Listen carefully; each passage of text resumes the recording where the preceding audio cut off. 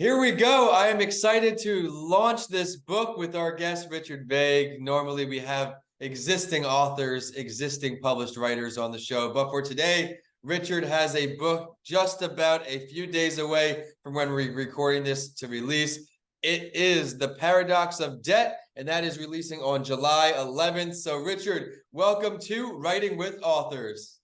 I'm so grateful to be here. Thank you for having me. I'm very excited to have you on. Today, we're streaming all the way from Philly to here in Tampa, Florida. I'm going to preview this book just a bit, and then we'll bring back our guest to honor to Writing with Authors. If it's your first time with us, this is the show where I sit down with published writers of all forms to inspire you on your writing journey, add a new book to your queue, and everything in between. Following a career that spanned in fields such as banking, energy, credit, and venture capital, today's guest most recently served as the Secretary of Banking and Securities for the Commonwealth of Pennsylvania, though he did briefly consider entering the field for the 2020 presidential election. So we'll learn a little bit about that here today as well. But from the back cover, I'm going to preview this. When we talk about debt and its economic impact, we usually center on government debt. However, this is only part of the big picture. We have individuals, firms, and households owing trillions, and understanding this private sector debt is vital to understanding our economy. In this book, he examines assets, liabilities, and incomes of the American economy as a whole, not just the government. So, Richard, I'm really excited to dive into this book, former finance major myself. But let's backtrack before we talk about the book. Did you always want to write a book? Did you always want to become an author? I did not. I felt like I wasn't up to the task of writing, and I felt like I didn't really have anything to write about that somebody else hadn't already written about. So, but somewhere later in life, I began to feel like I had developed some theories and made some discoveries that were worth talking about. So suddenly, very late in life, I became an author, and this is actually my fifth book. All right. Well, today we're going to be talking about your new book. I want to shed some light on that. That way we can get all of the listeners and viewers excited. But let's go back to book number one. What was book number one about, and what inspired you to put that book out? Well, it was about the great financial crisis. I was a banker at the time that was happening. And, like the rest of the world, I was caught, the economists didn't warn us. We did not have anybody out there in 2006 or 7 saying, hey, get ready, fasten your seatbelt. In fact, we had the opposite. We had folks saying things are fine, things have never been better. And then kablam, the world fell apart. And so I really took it upon myself as a personal mission to try to find out what had gone wrong and why we missed it. And that was the first book, and it's called The Next Economic Disaster. All right. Well, I'll be sure to have Richard email me all those links so you can scroll down in the show description today and dive into those books. But I would like to now go back to book 5. Congratulations also on writing 5 books. That's awesome. Let's dive into this book. What can we expect if we pick up a copy of your new book? Well, you're going to know a whole lot more about how the world really works, so that when you see things like the debt ceiling debate we had last month, right, you'll understand it much more fully and comprehensively. And as you alluded to in your comments, government debt is not the biggest factor in the economy. Private sector debt, household plus business debt, is actually a lot larger than government debt. In the US, it's about 40 trillion versus government debt at only 30 trillion. And globally, it's about 150 trillion versus only about 90 trillion in sovereign government debt. So it's the bigger factor. It can get you in trouble. But as the name implies, it can do both harm, but it can do great good as well. And that's what the book explores. You're bringing up a lot of great points now. We'll revisit this at the end of the episode, but where can we find you online, social media, website, LinkedIn, if someone on listening on today is very interested in what you're talking about?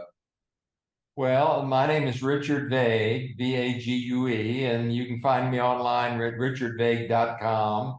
And the book will be there. And, of course, you can get it on Amazon or Barnes and Noble as well. Excellent. Thank you for sharing that. But now that you've been on this writing journey, you are on book 5. What are some pieces of advice that you can offer out to all of our viewers today? I love to ask this question because I usually learn something too. Well, I think writing is work, and you need some discipline to do it. And the two things that I tell people, and I find a lot of people who have something they want to say and have intended to write a book for a long time and have never gotten around to it. And I tell folks one thing specifically, and that is just write a little bit every day. I don't care if it's 5 minutes or 10 minutes or 15 minutes. Write every day. That doesn't mean that you can't take Sunday off or something like that. But let's say 5 or 6 days a week, you're going to write for a minimum of 10 or 15 minutes. What you will find is a couple of things. One is that you're going to find that after a few months, you have a lot of material. Something is taking shape.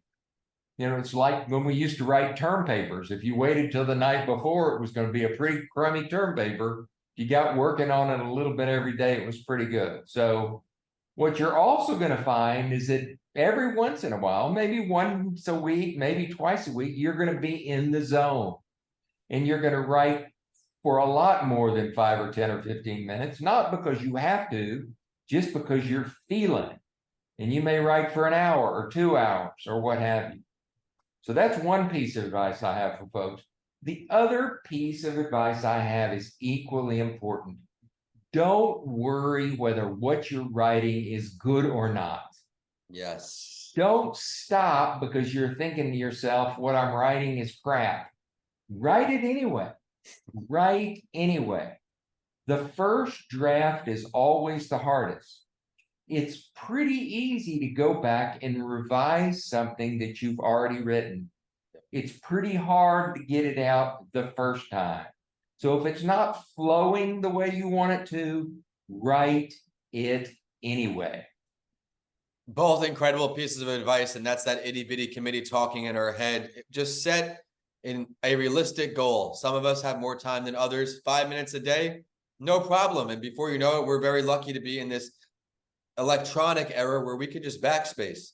You start writing and writing things, chances are something may change as you continue to write. So don't beat yourself up over one line right now. Keep writing the book and revisit it later. You never know, it might just be the line that your book needs.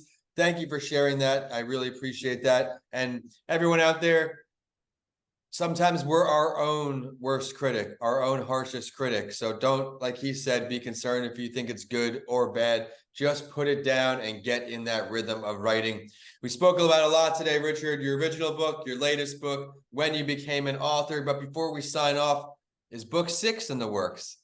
Absolutely. We're actually hard at work on a book. Most of our books have been about economics, and we, in the process of doing our homework, came across an individual who lived at the time of George Washington and Ben Franklin and all those guys, and happened to be the America's great original banker.